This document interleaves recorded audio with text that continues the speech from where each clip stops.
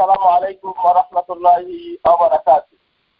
الحمد لله رب العالمين والصلاة والسلام على رسوله الكريم وعلى آله وصحبه أجمعين. أما بعد، قال الله تعالى في كتابه المجيد بعد أعوذ بالله من الشيطان الرجيم وأن هذا صراطي مستقيما فاتبعوه ولا تتبعوا السبل فتفرق بكم عن سبيله ذلكم وصاكم به لعلكم تعقلون. وقال النبي صلى الله عليه وسلم افترقت اليهود على 71 فرقة وافترقت النصارى إلى 72 فرقة وستفترق أمتي إلى 73 فرقة كلهم في النار إلا ملة واحدة. قالوا من هم يا رسول الله؟ قال ما أنا عليه وأصحابي. সুপ্রিয় দর্শক শ্রোতা, আমার অত্যন্ত ভালোবাসার প্রিয় ভাইরা এবং বোনেরা যারা আছেন, আপনাদেরকে আন্তরিক শুভেচ্ছা মোবারকবাদ জানাচ্ছি এবং জাযায়ে খায়ের, আল্লাহ যাতে আপনাদের উত্তম প্রতিদান দেন এই দোয়া করছি। সাথে সাথে আরো দোয়া করছি, আপনারা ধৈর্যের সাথে এতক্ষণ অপেক্ষা করেছেন, এটা আপনাদের ইসলামের প্রতি বিরাট ভালোবাসা, আল্লাহর প্রতি বিরাট ভালোবাসা, রাসূলের প্রতি অনেক মহব্বত, সেটা প্রমাণ করে। এই জন্য আল্লাহ আপনাদের সকলকে জাযায়ে খায়ের দেন। প্রিয় ভাইয়েরা ও বোনেরা এবং দর্শক শ্রোতারা, আপনারা আমি আল্লাহ ফজলে যদি একজনের জন্য বসেছিলেন, অপেক্ষা করতেছিলেন, কিন্তু আল্লাহ চেয়েছে আমি আপনাদের সাথে পরিচিত হই, এই জন্য আমি আজকে জয়েন করতে পেরেছি।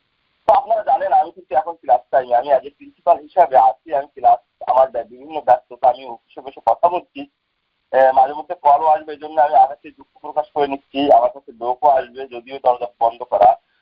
তো যাই হোক, আজকে আমার কোনো প্রস্তুতি নেই যে বিষয়টা বা যে টপিকটা আপনাদের দেওয়া হয়েছিল ভারতীয় উপমহাদেশের সালাফি মানহাজের চর্চা বা এরকম টাইপের। তো আমি সেরকম কোনো প্রস্তুতি নেইনি, কিন্তু এই রিলেটেড বা এর কাছাকাছি একটা বিষয় নিয়ে কথা বলবো ইনশাআল্লাহ। মাতাউফিকুল্লাহ।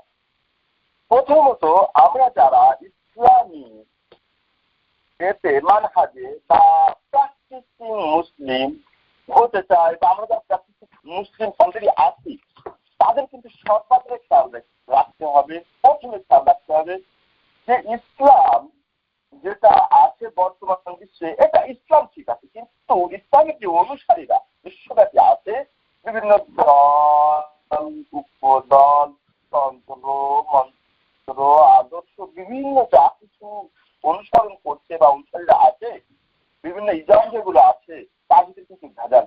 এই ভেজালের মধ্যে সবচেয়ে মানহাজুস সালাফুস সালেহ, অর্থাৎ রাসূলের মানহাজ কোনটা, সাহাবীদের মানহাজ কোনটা, এটা দেখতে হবে।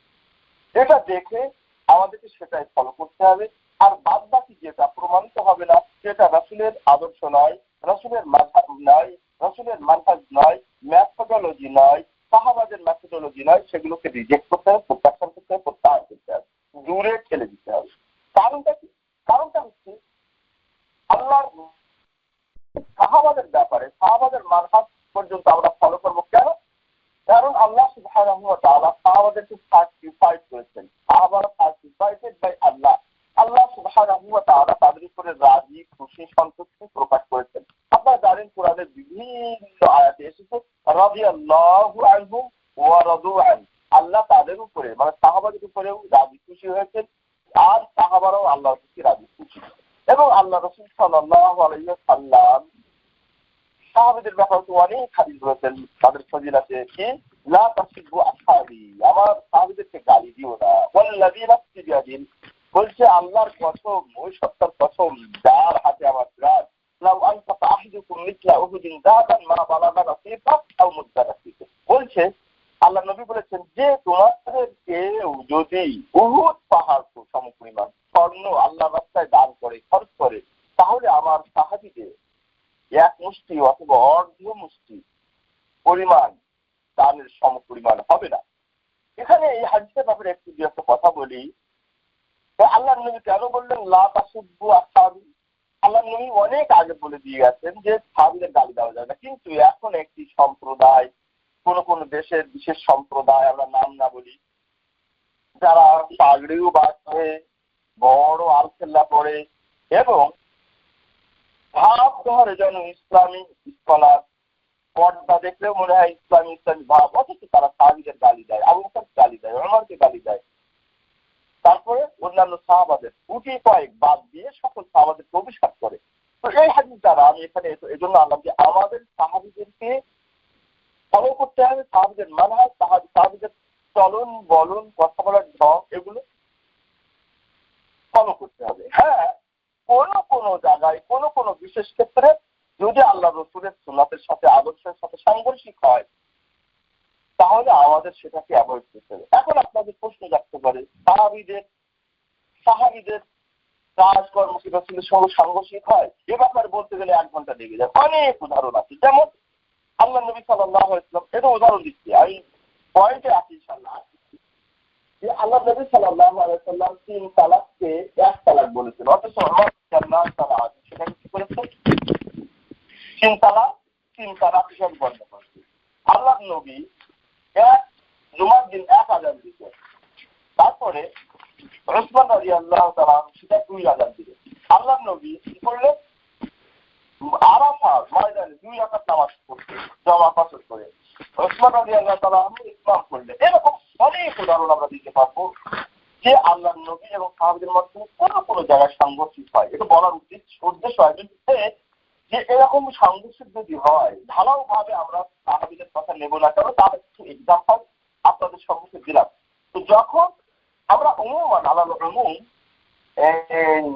মানে কি বলে ইউজুয়ালি আমরা সাহাবাদেরকে অনুসরণ করবো, তাদের আসমত, কিন্তু যখন দেখো আল্লাহ রসুলের সুন্নাতের সাথে, আদর্শের সাথে কানটা দেখছি, তখন কিন্তু আমরা মানবো না। তো আমরা যেটা আদর্শ গ্রহণ করবো, মানে সালাম বলতে রাসূল থেকে নিয়ে সাহাবীদের পর্যন্ত গ্রহণ করবো। এর পরের যে সমস্ত লোক আছে তাদের মানহাজ ফলো করবো না। এখন আল্লাহ নবী যে আমাদের সাহাবারা যে আমাদের তার প্রমাণ কি?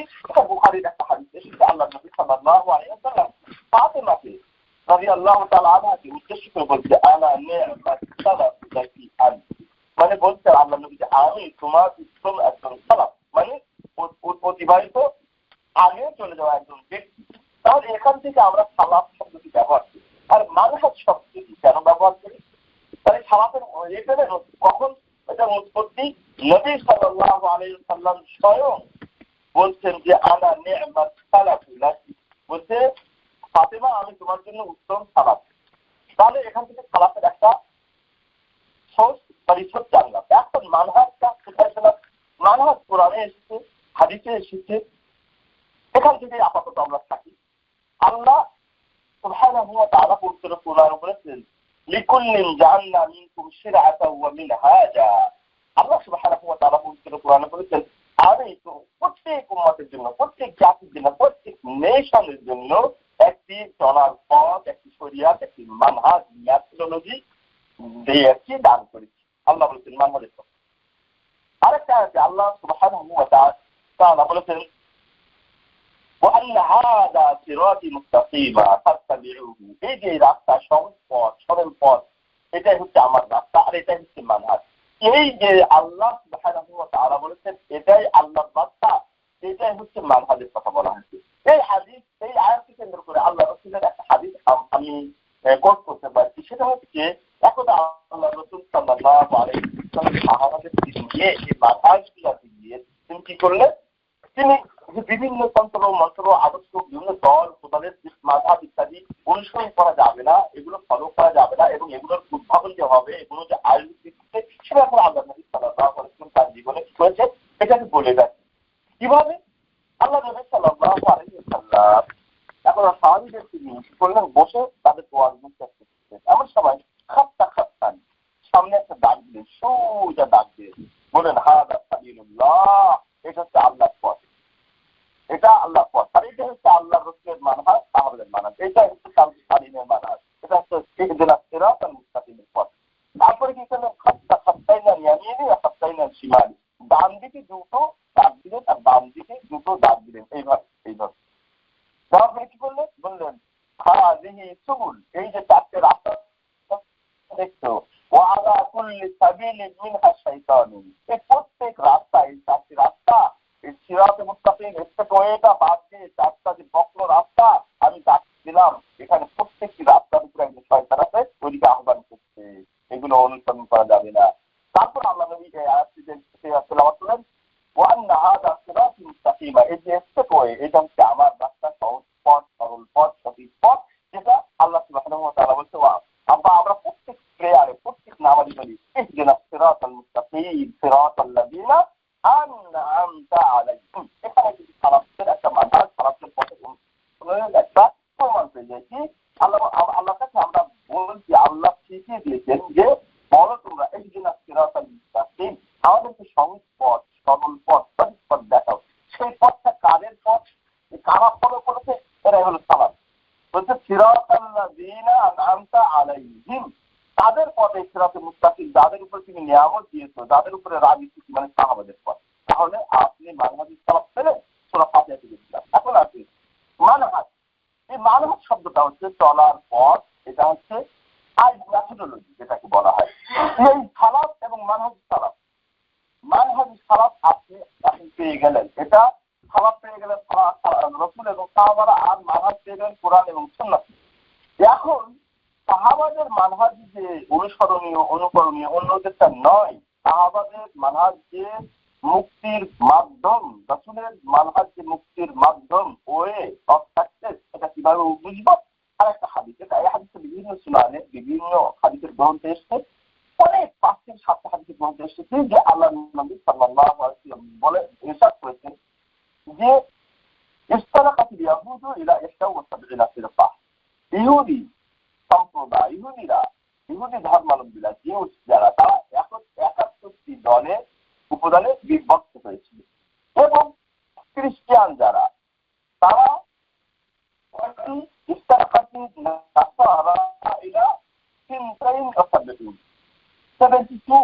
দল এবং উপদলে, 72 দলে তারা বিভক্ত হয়েছে। আর আল্লাহ বলছে এটা আমাদের জন্য দুঃসংবাদ, উম্মতি, আমার উম্মত মানে আমরা যারা আছি, আমরা 2 গ্রুপ, রাসূলের উম্মতরা 2 গ্রুপ। একটা বলে উম্মতে ইজাবা, যারা আল্লাহর নবী ইসলামকে গ্রহণ করেছে, আল্লাহ ইসলামকে গ্রহণ করেছে, কোরআন সুন্নাহকে মেনেছে, এদেরকে বলা হয় উম্মতে ইজাবা। আর একটা হচ্ছে উম্মতে দাওয়া, মানে যারা অন্যান্য উম্মত আছে, ইহুদি খ্রিস্টান, যাদেরকে দাওয়াত দেওয়া আমাদের মধ্যে ফরজ। তাহলে আল্লাহ নবী বলছেন উম্মতি, আমার উম্মতেরা বিভক্ত হবে, ডিভাইড হবে ইলা 73 ফিরকা, 73 দল, 73 দল উপদলে তারা বিভক্ত হবে। কুল্লুহা ফিন্নার, কুল্লুহুম ফিন্নার, তারা সকলেই জাহান্নামে যাবে, ইল্লা মিল্লাতু ওয়াহিদ, একটা ফিরকা বাদে, একটা দল বাদে। বুঝেছেন? আপনারা, আমরা কি নবীর উম্মতেরা ৭৩ দলের মধ্যে ৭২ দল জাহান্নামে যাবে, একটা দল যারা যারা জান্নাতে যাবে, তারা আল্লাহ নবী বলছেন মা আনা আলাইহি ওয়া আসহাবি, যে আদর্শের উপরে, যে মানহাজের উপরে, যে মানে সিস্টেমের উপরে, মেথোডোলজির উপরে আমি নবী বলছেন, আমি নবী এবং আমার সাহাবারা প্রতিষ্ঠিত, আমি নবী এবং আমার সাহাবারা যে মেথোডোলজি, যে আদর্শ, যে যে আইডিওলজি ফলো করি, সেই তারাই জান্নাতে যাবে, আর সবাই জান্নাতে যাবে। তাহলে আমরা যারা মাশাআল্লাহ, বিশেষ করে আমরা দেখেছি, যেমনকি আপা বললেন, আমরা মসজিদে নববীতে কয়েক বছর, বাকিতে 7 বছর ডিউটি করার সুযোগ হয়েছে, ইউরোপিয়ান ভাইদের সাথে, আমেরিকান, ব্রিটিশ ভাইদের সাথে, কানাডিয়ান ভাইদের সাথে, বন্ধুদের সাথে পরিচিত হয়েছে। আপনারা যেটা ইসলাম প্র্যাকটিস করেন, মাশাআল্লাহ পিওর জানতে চেষ্টা করেন, এই জন্য আপনাদেরকে থ্যাংক ইউ জানাচ্ছি, আল্লাহ যাদের দান করি। তো আপনাদের পরামর্শ হচ্ছে আমরা কি করবো? পিওর ইসলাম, পিওর ইসলাম শান্তি সালিহিনের মধ্যে আছে, শান্তি সালিহিনের মানহাজের মধ্যে আছে। এছাড়া যত তন্ত্র মন্ত্র পথ আছে, এগুলো কিন্তু মানহাজুস সালাত না, এগুলো জাহান্নাম থেকে মুক্তি দেওয়ার পথ না, এগুলো জান্নাতে নেওয়ার পথ না। এগুলো কোথায় নেবে আল্লাহ কিয়ামতের দিন, সেটা আল্লাহ ডিসাইড করবেন। আমরা এখন ফতোয়া দিচ্ছি না, এখন হুকুম লাগাবো না। তো যেটা বলতেছিলাম, আল্লাহ নবী কি বললেন যে আল্লাহ নবী যে পথ মতের উপরে আছে, যে আদর্শের উপরে আছে, সাহাবারা যে পথ মতের উপরে আছে, সেই পথটা হচ্ছে মুক্তির পথ। এই রিলেটেড আর একটা হাদিস আপনাদেরকে শুনিয়ে বুখারী মুসলিমের হাদিস, নবী সাল্লাল্লাহু আলাইহি ওয়াসাল্লাম বলেছেন, তারা কারা? যারা এই মানহাজুস সালাতের উপরে থাকবে। আমি কিন্তু এখন ভূমিকায় আছি, আমাদের সাবকন্টিনেন্টে কবে আসছে এখন নেক্সট পয়েন্ট কি করবো ইনশাআল্লাহ, সেকেন্ড পয়েন্ট। তাহলে এই যে যারা জান্নাতে যাবে সেই দলটা কারা, এই ব্যাপারে বুখারী মুসলিমে একটা হাদিসে এসেছে। আল্লাহ নবী সাল্লাল্লাহু আলাইহি ওয়াসাল্লাম বলেছেন, লা তাযালু তাইফাতুন মিন উম্মতি যাহিরিনা আলাল হক লা ইয়াদুররুহুম মান খাযালাহুম হাত্তা ইয়াতি আমরুল্লাহ ওয়া হুম আলা যালিকা ওয়া হুম কাযালিক। বিভিন্ন রিওয়ায়াত বিভিন্ন শব্দে আল্লাহ নবী সাল্লাল্লাহু আলাইহি ওয়াসাল্লাম বলছে যারা জান্নাতে তাদের ব্যাপারে আল্লাহ আমার উম্মতের মধ্যে হচ্ছে একটা গ্রহ, একটা দল, একটা করবে না তাজালু তাইফাতুন মিন উম্মতি যাহিরিনা আলাল হক। তারা স্থির মানে থাকবে, অবস্থান করবে, তারা আলাল হক, হকের উপরে, মানে সালাতের উপরে প্রতিষ্ঠিত থাকবে। লা ইয়াদুররুহুম মান খাযালাহুম, তাদেরকে কেউ ক্ষতিগ্রস্ত করতে পারবে না। এই পথ, এই তন্ত্র, এই মন্ত্র, এই দাওয়াত, এই বিভিন্ন প্রলোভন, বিভিন্ন দাওয়াত, বিভিন্ন ইজম, বিভিন্ন তন্ত্র, বিভিন্ন তরিকা, বিভিন্ন মতাদর্শ তাদেরকে ক্ষতি করতে পারবে না, তাদেরকে লালায়িত করতে পারবে না, তাদের ওই সহি পথ থেকে, হাতের পথ থেকে বিভ্রান্ত করতে পারবে না, মিসগাইড করতে পারবে না, বিভ্রান্ত করতে পারবে না, পথ ভ্রান্ত করতে পারবে না। লা তাজাল তাজুল বাইনাল হক লা ইয়াদুররু মান হাত্তা ইয়াতি আমরুল্লাহ, কতদিন পর্যন্ত? কিয়ামতের আগ পর্যন্ত।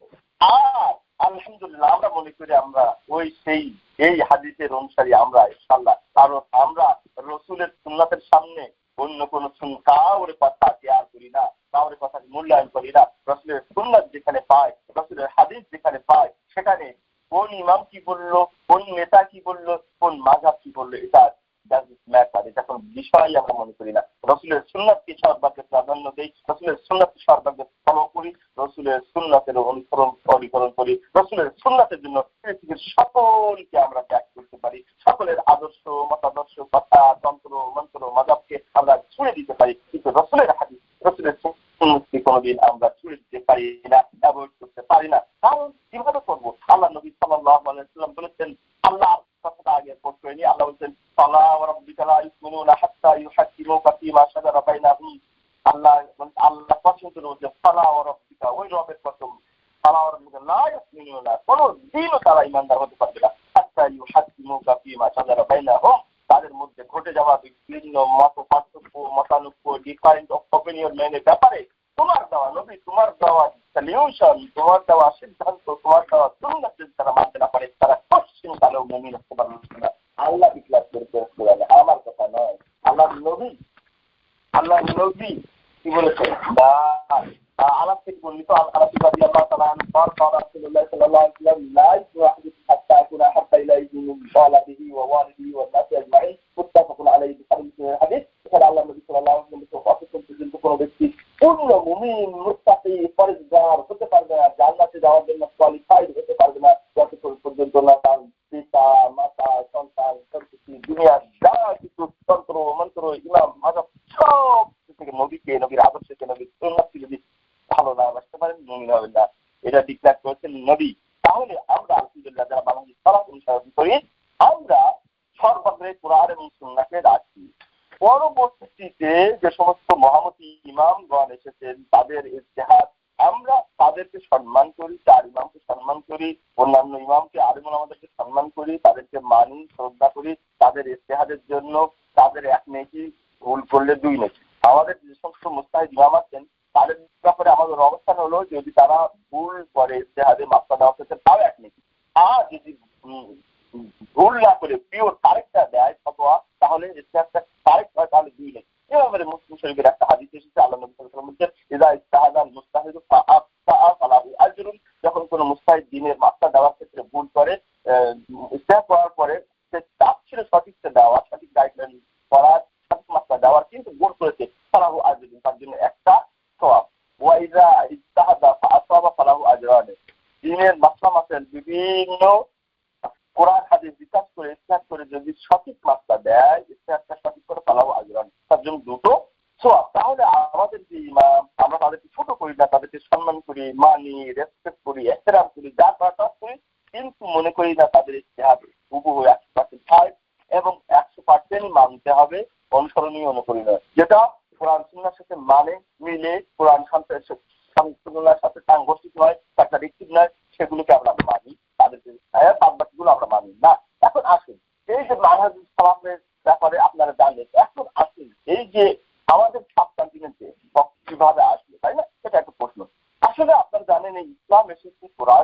হচ্ছে মিডিল ইস্ট, সৌদি আরব। এবং এর যারা প্রথম প্রচার করেছে, তারা প্রথম প্রচার করেছে আল্লাহ নবী সাল্লাল্লাহু আলাইহি ওয়াসাল্লামের সাহাবাদের কাছে। সাহাবারা ওই আশেপাশে যারা আছে, ইয়ামান, ইরাক, সিরিয়া, পাশে যেগুলো সব মানে এটাকে বলা হয় জাজিরাতুল আরব, আরব এই সৌদি আরবের পাশে। এখন মনে করেন কুয়েত, বাহরাইন, তারপরে ইজিপ্ট, আপনারা সব জানেন মোটামুটি অনেক দেশ, ইরাক পর্যন্ত, এগুলোতে সাহাবারা গেছে, বিভিন্ন কাজে গেছে, দিনের জন্য গেছে। যেমন ওই যে লাম্মা বাসা মুআযা ইলা ইয়ামান, মুআযকে আল্লাহ নবী সাল্লাল্লাহু আলাইহি ওয়াসাল্লাম ইয়ামানে পাঠিয়েছিলেন, তাই না? আবার মুসাব বিন উমাইর, আব্দুল্লাহ বিন মাসউদ কুফায় পর্যন্ত বিভিন্ন সাহাবীদেরকে ওই দিন নিয়ে, ধর্ম নিয়ে পাঠিয়েছিলেন। কিন্তু তারা ওই সমস্ত সাহাবারা কিন্তু এই আমাদের ভারতীয় সাবকন্টিনেন্টে আসেন নাই, আসতে পারে না। ওই সময় এরকম যোগাযোগ ব্যবস্থা বা এরকম তাদের জানা ছিল না, বা এরকম টেকনোলজি এরকম এত অ্যাভেলেবল ছিল না, ফলে তারা আসতে পারে নাই। কিন্তু এর পরবর্তী যুগ, সাহাবাদের পরবর্তী যুগ, যারা তাবিদের যুগ থেকে নিয়ে আমাদের এই সাবকন্টিনেন্টে এই সালেহিনের মানহাজ, তাদের এই পিওর দিন, সত্য দিন, সহিহ আকীদা আমাদের এখানে চলে আসে। কিভাবে? তিজারাতের মাধ্যমে, বিজনেসের মাধ্যমে। আপনারা জানেন যে বিভিন্ন ইতিহাস, বিশেষ করে আমি এক দুটা বইয়ের কোট করি। তারিখ আহলুল হাদিস একটা বই আছে দেহলভী,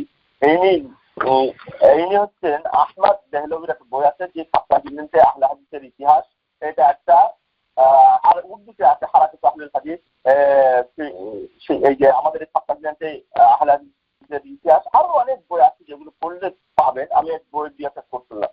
এখন এই সমস্ত তাবিয়েরা দিন নিয়েছেন সাহাবীদের কাছ থেকে, শিখেছেন। আর সাহাবীরা শিখেছেন আল্লাহর নবীর কাছ থেকে। ওই সাহাবীদের যে শুদ্ধ, বিশুদ্ধ, পরিশুদ্ধ মানহাজ, দ্বীন, ধর্ম, আদর্শ, এটা তাবিয়েরা গ্রহণ করে তারা যখন এদিকে এসেছেন, তাবিয়েরা আমাদের এই বিভিন্ন সাবকন্টিনেন্টে, বিশেষ করে তারা যখন ব্যবসার জন্য এসেছে, কোথায় প্রথমত উল্লেখ হয়, স্টোরিতে পাওয়া যায় বা ইতিহাসে পাওয়া যায় যে তারা প্রথমত এসেছে আমাদের পাকিস্তান আর ইন্ডিয়া কেন্দ্রিক যে সমুদ্র বন্দর ছিল, পোর্ট ছিল, সেই পোর্ট ওখানে।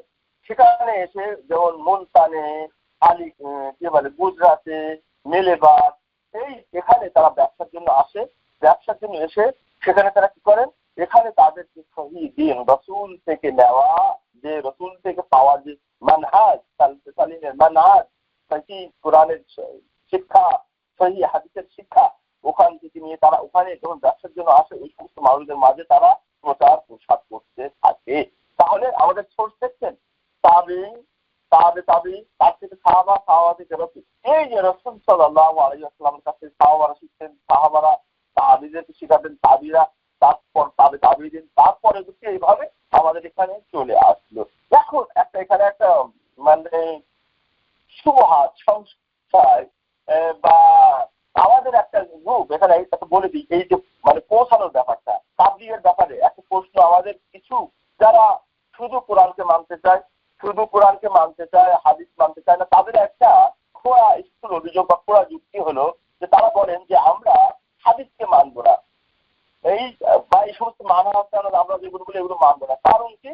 কারণ নাকি এর ভিতরে ভেজাল দিতেছে, এর ভিতরে সহিহ দঈফ ইত্যাদি আছে। এটা আমি বলার কারণ হলো, আমরা গত 2 দিন আগে সম্ভবত একটা করেছি, আমি ডক্টর মঞ্জুর ইলাহি বা ডক্টর জাকারিয়া ভাই, আরো 5-7 ডক্টর প্রফেসর ছিলেন, যে আমরা অতি শীঘ্রই বাংলাদেশে আপনাদেরকে একটু জানান দিচ্ছি যে অতি শীঘ্রই একটা যারা সুন্নাহকে অস্বীকার করে তাদের নিয়ে কনফারেন্স করতে চাচ্ছি। এই জন্য আমার বিষয়টা মনে আসে। তো এখানে তাদের আনার উদ্দেশ্য কি, তারা অনেকে বলে যে প্রচার মাধ্যমে গ্যাপ হওয়ার কারণে নাকি সুন্নাহ মানা যাবে না, মানহাজ মানা যাবে না, মানহাজ খারাপ বলা যাবে না। আমাদের সাথে অনেক কথা বলা হয়, কারণ এর ভিতরে ভেজাল দিতেছে।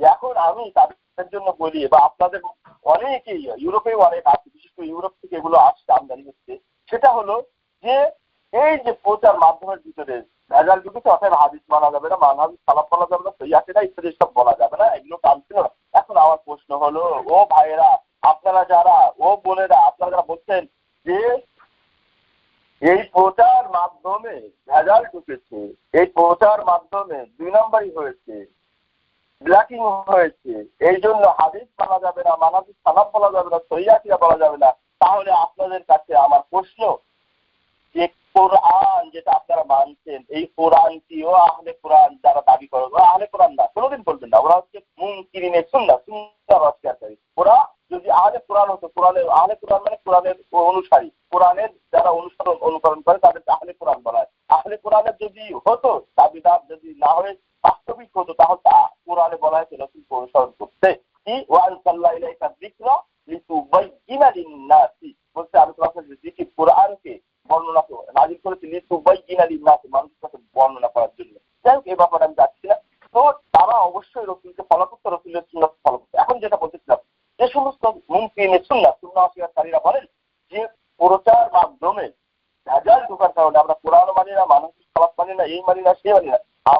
আমরা তাদের কাছে প্রশ্ন রাখি, ও ভাইরা, ও বোনেরা, আপনাদের কাছে কি স্বয়ং আল্লাহ এসে কোরআন দিয়ে বলে গেছে যে এটা হলো আমার কোরআন নাও?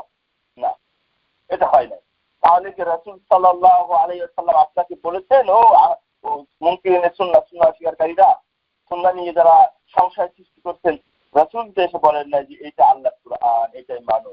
তাহলে আপনার কাছে যে কোরআনটা এসেছে, যে শর্তে, যে সূত্রে যারা নকল করেছে, তাদের ভিতরে ভেজাল নেই, তাদের ভেতরে ভেজাল নেই, এর ইনশিওরটা আপনি কিভাবে দেন? এর ওয়ারেন্টিটা কিভাবে দেন? এটা শিওর আপনি কিভাবে হবেন? এটা যদি আপনি বলেন যে না, কোরআনের ভিতরে কোনো ভেজাল নেই, আল্লাহ বলেছেন, তো কোরআন যে সমস্ত সাহাবীরা নকল করে আমাদের কাছে পৌঁছিয়ে দিয়েছেন, ওই সমস্ত সাহাবীরা রাসূলের হাদিস, রাসূলের সুন্নাহকে আমাদের কাছে পৌঁছিয়ে দিয়েছেন। কোরআনের ব্যাপারে তাদের যদি প্রশ্ন করা না যায়, প্রশ্নের ঊর্ধ্বে তারা, বিচারের ঊর্ধ্বে তাদের ব্যাপারে কি ইনকার করা যাবে না, ইনকার করা যাবে না, তাহলে হাদিসের ব্যাপারে সেমই প্রশ্ন। আপনারা বলেন, অনেক সময় বলে যে না, এর ভিতরে ভেজাল যুক্তি, সহিহ ইত্যাদি। ও ভাই, এই সাহাবীদের মধ্যে এখন যদি বিধর্মী যারা আছে, তারা যদি বলে যে সমস্ত সাহাবীরা, এটা কিন্তু আমার কথা না, আমি মুস্তাশরিক যারা ওরিয়েন্টাল বলে, খুব সম্ভব রাষ্ট্রবিদ্যারা, তাদের তো অনেক বই আমরা পড়ি, তারা তো এরকম বলে যে, আমি ওদের কাউন্টার বলছি যে আপনারা কোরআন মানছেন, বলছেন সাহাবীদের নকলকৃত, যারা বিধর্মী ইহুদি খ্রিস্টান বা ওরিয়েন্টাল, তারা তো বলে যে না, সাহাবীদের ভিতরেও কি অনেক কিছু পাওয়া গেছে না, তাদের উপরে হাত টাইম হয়েছে না, তাদের উপর বিচার হয়েছে না, তারাই তো কোরআন নকল করেছে। তাহলে এরকম ব্যক্তি কোরআন নেওয়া যাবে? এটা আমার কথা না, কিন্তু এটা ওই সমস্ত ইসলামের বিদ্বেষ, ইসলাম বিরোধী তাদের কথা। তাহলে ওই সমস্ত ভাইদেরকে বলি, যারা এরকম স্থূল আপত্তি করেন, স্থূল অভিযোগ করেন, যখন অভিযোগ নাই, ইনশাআল্লাহ এ নিয়ে আমাদের হবে, সেমিনার হবে, কনফারেন্স হবে, লেখালেখি হবে, তখন জানবেন। তো যাই হোক, আবার ফিরে আসি আমাদের পয়েন্টে। সেটা হলো যে মানহাজ সালাফ, এই মানহাজ সালাফ এখানে এসেছে এইভাবে। এখন অনেকেই বলেন, বিশেষ করে যারা মানহাজ সালাফের অনুসারী না, তারা বলে যে এটা নাকি নাজদিদের কাজ, এটা ওয়াহাবিদের কাজ, ইত্যাদি ইত্যাদি। ভাই, এটা ভুল ধারণা। মানহাজ সালাফ এসেছে এইভাবে।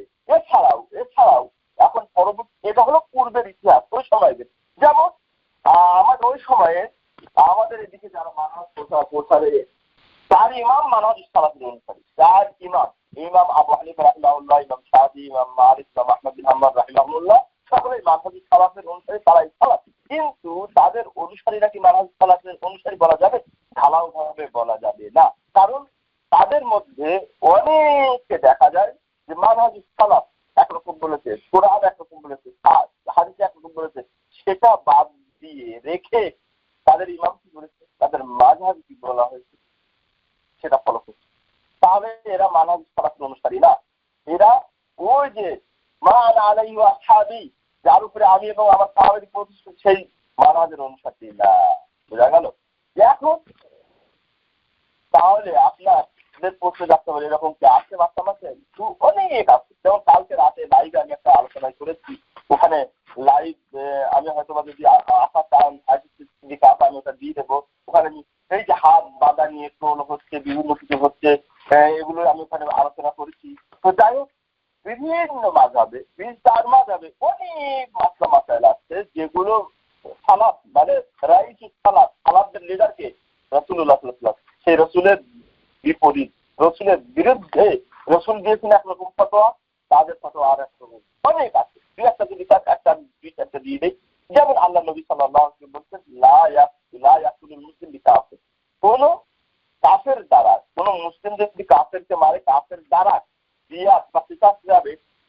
কোন কাফেরকে মারার কারণে কোনো মুসলিমকে হত্যা করা যাবে না, কিন্তু ইমাম আবু হানিফা রাহিমাহুল্লাহ বলছেন না, কাফের দ্বারা মুসলিম হত্যা হবে। বুঝতে পেরেছেন? ইমাম আবু হানিফা রাহিমাহুল্লাহ যেমন একটা হাদিসে এসছে যে শাস্ত্রুল ইমান ও পবিত্রতা হচ্ছে শাস্ত্রুল ইমান, ইমানের মধ্যে তাহরিমুহা আত-তাকবীর, আর এই সালাতের সব কিছু হারা হয়ে যায় আল্লাহু আকবার বলার মাধ্যমে, তাকবীরে তাহরিমা বাজার কারণে বলার কারণে। আর ইমাম আবু হানিফার এই ব্যাপারে ফতোয়া কি জানেন? আল্লাহু আকবার না বলে যদি কেউ আল্লাহু আযম বলে, আল্লাহু আজাল, আল্লাহু আরহাম শব্দ বলে যায়, এরকম অনেক ফতোয়া, বিভিন্ন ফতোয়া আমরা দিতে পাবো। ওগুলো দিলে এখানে সময় নষ্ট হবে, এই যে বলতে থাকছে না। তাহলে যেটা বলার উদ্দেশ্য সেটা হলে আমাদের এই বিভিন্ন মাযহাবের মধ্যে যারা মাযহাবের অনুসারী তারা যদি সহিহ কোরআন এবং সহিহ হাদিস সম্পর্ক করে সেটা ফলো করে, এবং তাদের ইমাম যেমন বলেছেন, ইমামগণ সকল ইমাম বলেছেন ইদা সাহাল হাদিস ফাহুয়া মাযহাবি, যে যখন হাদিস সহিহ সাব্যস্ত হবে ওটাই মাযহাব। এরকম যদি তারা অনুসারী থাকে, এরকম যদি তারা ফলোয়ার থাকে, তাহলে অবশ্যই তারা মানহাজুস সালাফের অনুসারী। আর যদি না হয় তাহলে তারা অন্য কিছুর অনুসারী, মানহাজুস সালাফের নয়। এখন আসুন প্রিয় ভাই বোনেরা, প্রিয় দর্শক শ্রোতা, মানহাজুস সালাফ যদি আমরা না মানি তাহলে আমাদের জন্য কি? আমরা শেষের দিকে যাচ্ছি, কারণ আমার ক্লাস আছে, আমি অফিসার। আমরা ড্রেস দেখে বুঝতে পারছেন আমি সাধারণত এই ড্রেসে আমি কোনোদিন মানে পাবলিকলি কথা বলি না। আমার সবসময় অন্যরকম ড্রেস থাকে, গোতরা থাকে, আমার জুব্বা থাকে, কিন্তু এইভাবে আমি কোনোদিন কথা বলি না পাবলিকলি।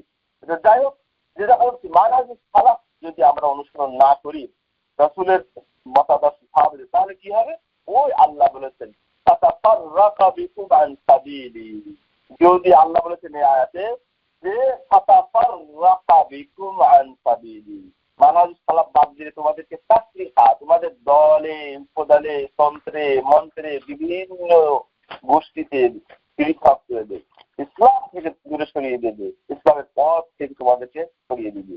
আর আল্লাহ নবী সাল্লাল্লাহু আলাইহি ওয়াসাল্লাম বলছে কি, এই যে মানহাজুস সালাফ সঠিক পথ, সরল পথ বাদ দিয়ে যে পথগুলো আছে বলছে কুল্লুহা সাবিত, প্রত্যেকটা শয়তানের পথ। তাহলে মানহাজুস সালাফ বাদ দিয়ে যেগুলো হলো সেগুলো হলো শয়তানের পথ।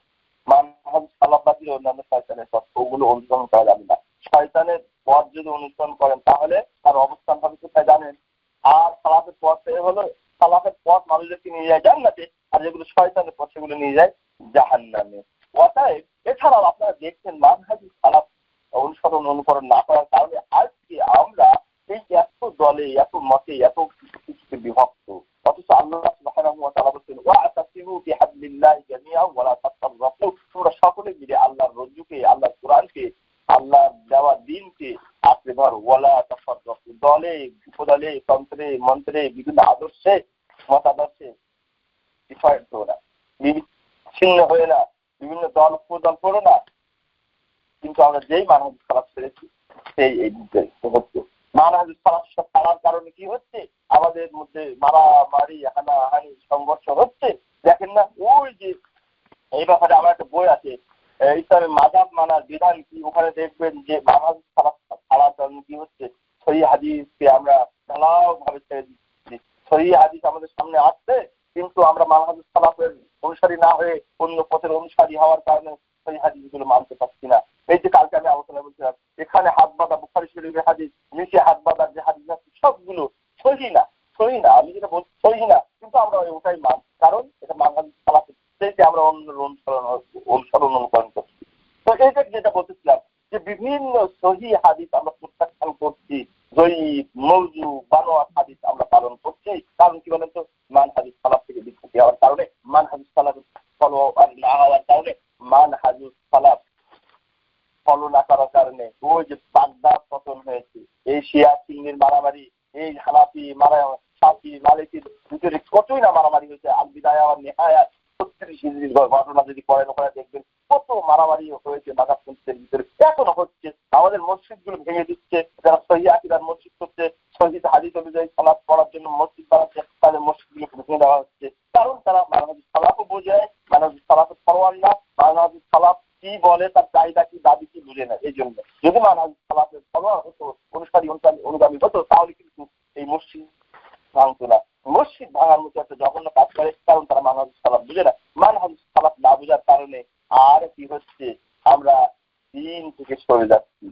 দিনের নামে বেদিন, দিনের ধর্মের নামে অধর্ম ঢুকে যাচ্ছে। যে যেভাবে ইচ্ছা একটা দরগা খুলে বসছে, একটা কবর খুলে বসছে, একটা তন্ত্র খুলে বসছে, একটা তরিকা খুলে বসছে। আপনারা জানেন তো আমাদের দেশে কত তরিকা, সবাই কিন্তু বলে জান্নাতে নিয়ে যাবে। আবার কেউ কেউ তো বলে 126টা নাকি তরিকা। আল্লাহ বলছে একটা তরিকা, একটা রাস্তা জান্নাতে যাওয়া। আর আমাদের বিভিন্ন দল উপদল যাওয়া তরিকা, খানকা, দরগা, মাজার খুলে বসছে, তারা সবাই এক এক তরিকা, সবাই এক এক দিকে ডাকছে।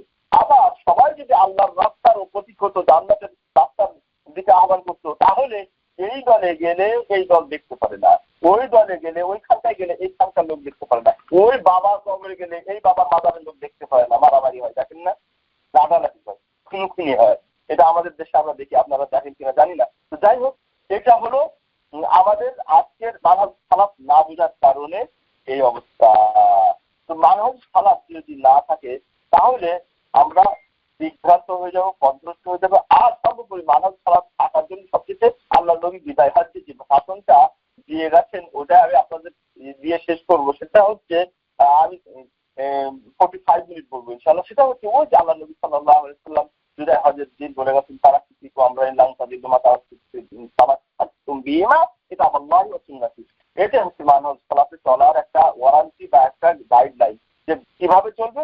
আল্লাহ নবী বলছেন লান তাযিল্লু, আল্লাহ নবী মানে ওয়ারেন্টি দিয়ে গেছেন, কোনোদিন মিসগাইডেড হবে না, বিভ্রান্ত হবে না, পথভ্রষ্ট হবে না। কি করলে? লান তাযিল্লু মা তামাসসাকতুম বিহিমা, যতক্ষণ পর্যন্ত এই দুইটি জিনিস আঁকড়ে ধরবে, কিতাব আল্লাহ ওয়া সুন্নাতি, আল্লাহর কিতাব এবং রাসূলের সুন্নাত। তো আমরা যারা আছি, আপনারা যারা ভাইরা আছেন, বোনেরা আছেন আমেরিকাতে সহ ইউরোপে, আপনারা আমরা সকলে মিলে সর্বাগ্রে মানহাজ সালাফ অর্থাৎ কোরআন সুন্নাহকে ফলো করব। কোরআন সুন্নাহর সাথে যাদের কথা, পথ, ইতিহাস, মাসলা মাসাইল মেনে সেটাকে ফলো করব আমরা। আর যদি কোরআন সুন্নাহর খেলাফ হয়, রাসূলের খেলাফ হয়, রাসূলের আদর্শের খেলাফ হয়, তাহলে আমরা সেটা ফলো করব না। এটা হচ্ছে মানহাজ সালাফ। আর এই মানহাজ সালাফের মধ্যে আছে, মানহাজ সালাফ অনুকরণের মধ্যেই আছে সফলতা, এর মধ্যে আছে মুক্তি। আর যত বিপদ, যত মুসিবত, যত সমস্যা, মানহাজ সালাফ যদি আমরা পরিহার করি, মানহাজ সালাফকে যদি অ্যাভয়েড করি, মানহাজ সালাফ না বুঝি। কিন্তু ইদানিং কিছু আলেম ওলামা মুক্তি কথা মুক্তিদেরকেও দেখা যাচ্ছে যারা নিজেকে মুক্তি দাবি করছে, নিজেকে আল্লামা দাবি করছে, হাকিমুল উম্মাহ, ফকিহুল উম্মাহ, অথচ তারা মানহাজ সালাফ বুঝতেই চেষ্টা করছে না। ওই যে একটা তন্ত্র ধরে আছে, একটা ইমাম ধরে আছে, একটা মাযহাব ধরে আছে, তার বাইরে যদি তারা নারাজ। আমরা উদাত্ত আহ্বান জানাচ্ছি, সবই নয়, খুব নরম ভাবে ওই অল হামদুলিল্লাহ তাদেরকে আমরা আহ্বান করবো, আসুন সকলে মিলে মানহাজ সালাফকে আঁকড়ে ধরি, কোরআন সুন্নাহকে আঁকড়ে ধরি। তাহলে ইনশাআল্লাহ আমরা সফলকাম হবো, আমরা মুক্তি পাবো এবং আল্লাহ আমাদেরকে রহম করবেন। আমাদের ভিতরে যে বিভিন্ন ফিতনা, বিভিন্ন এই যে আর একটা মানহাজ সালাফ, এটা আমি ছুটে গেছে এটা বলি, বিশেষ করে মানহাজ সালাফ অনুসরণ না করার কারণে এই যে জঙ্গিবাদ, আতঙ্কবাদ, যেটা আমার আয়তন লিগা আবার যার উপরে কনফারেন্স করেছে, এই যে আমার এখানে একটা ইয়ে ছিল, আপনি পত্রিকা দেখবেন, আমার একটা প্রবন্ধ লেখা ছিল যে মানহাজ সালাফ ফলো না করার কারণে কিন্তু এই জঙ্গিবাদ, উগ্রবাদ, টেরোরিজম তৈরি হচ্ছে। কারণ তারা মানহাজ সালাফ বুঝে না। মানুষ মারা, মানুষ হত্যা করা, মানুষের বম্পিং করা, তারপর দেখছেন না ওই যে আফগানিস্তান সহ বিভিন্ন দেশে মসজিদে দিয়ে বম্পিং করছে, ঈদের মাঠে বম্পিং করছে, জানাজার অনুষ্ঠানে বম্পিং করছে, আমাদের হোলি আর্টিজেনে বিভিন্ন জায়গায় দিয়ে বম্পিং করছে। তারা মনে করছে এটা জান্নাত যাওয়ার রাস্তা, এটা ইসলাম। No, not a way of Islam. এটা কোনোদিন সাপোর্টেড নয়, কোরআন সুন্নাহ সাপোর্টেড নয়। তারা যে করছে, মানহাজ সালাফ যদি অনুসরণ করতো, মানহাজ সালাফ বলছে সিবাবুল মুসলিম ফুসুকুন কিতালুহু ওয়া কিতালুহু কুফরুন, মুসলমানের গালি দেওয়া হচ্ছে, সাথে কি কাজ, ওয়া কিতালুহু কুফরুন, আর অন্যকে হত্যা করা কুফরি কাজ। তাহলে কি তারা, এটা হলো মানহাজ সালাফ, এটা যদি তারা বুঝতো জানতো, তাহলে এগুলো ওই বোমাবাজি, আতঙ্ক, টেরোরিস্টদের জড়িত হতো না। তো আসুন আমরা মানহাজ সালাফকে বুঝি, মানহাজ সালাফকে জানি এবং সাথে সাথে মানহাজ সালাফকে ফলো করি। আল্লাহ আমাদের তৌফিক দান করুন। Subscribe to our YouTube channel, Know Tawhid First, and press the bell icon to get new video notifications.